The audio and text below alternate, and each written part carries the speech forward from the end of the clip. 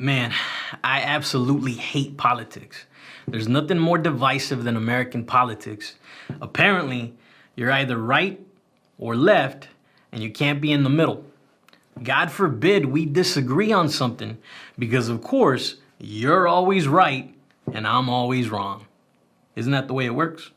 I've done my best to stay as far away from politics as I possibly can, and I swore I would never make a video on this, but lo and behold, here we are.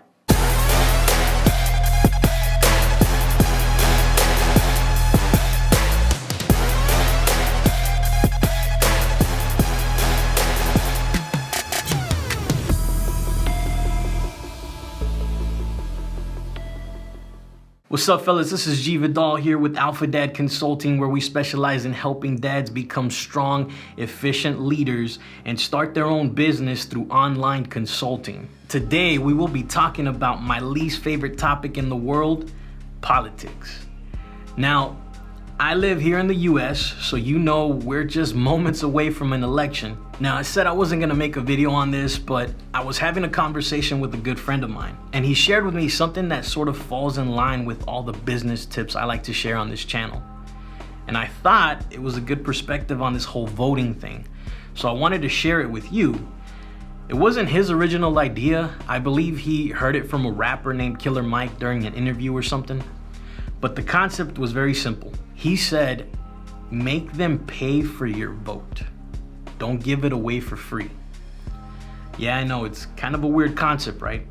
I didn't get it at first, so my friend elaborated on this and he said, I want you to picture yourself as a board member at a big company, and you're interviewing two candidates for the CEO position.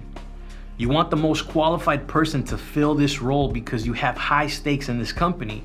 This is a company that you've helped build. Now, this is a temporary agreement, a 4-year contract, so regardless, that person will be gone in that time frame. While that person is filling the spot, he can either push your business forward and make it better, or mess it up and you'll have to clean up the mess after 4 years. When my friend positioned it to me like this, it resonated with me. He wasn't trying to tell me who to vote for, how to think, how to feel about a candidate. He was just putting this thing in a context that I truly understand, which is business. So when you go to interview these candidates, who has the right qualifications for the job? Whose resume has a better track record?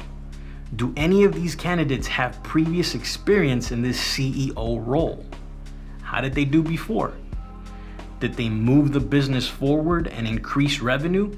Or did they do something shady with their position of power? What sort of plans do they have for the business if they get the position? Will the changes they bring about make your business stronger or weaker? Are there certain liberties that your business currently has that make all of your employees happy? Do any of these potential CEOs want to take any of those away? If they do, what do they want to replace those liberties with? Is that good for your company? Do you have to like everything about this person's character for this person to get the job done? Have you ever had to work with people you didn't like, but got the job done anyway despite your feelings? You see, these are all very important questions to ask. You're the one with the power to do the hiring. This person will be working for you. And if that's the case, then you gotta ask yourself, what's in it for you? How will this person better your situation for the next 4 years? Look, like I've said before, when it comes to politics, I know very little, but I do know common sense. I do understand the concept of selling, and I'm not planning on giving my vote away for free. I'm not here to sway you left or right. That's not why I made this video. In fact, I'm here to do the opposite. I want to encourage you to not let people tell you how to think and who to vote for. The minute you give someone else that power, you lose yourself.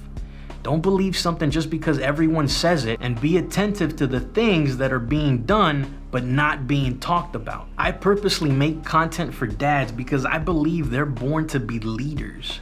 When you have a family, it's your duty to protect, provide, love, and lead your family towards a great life.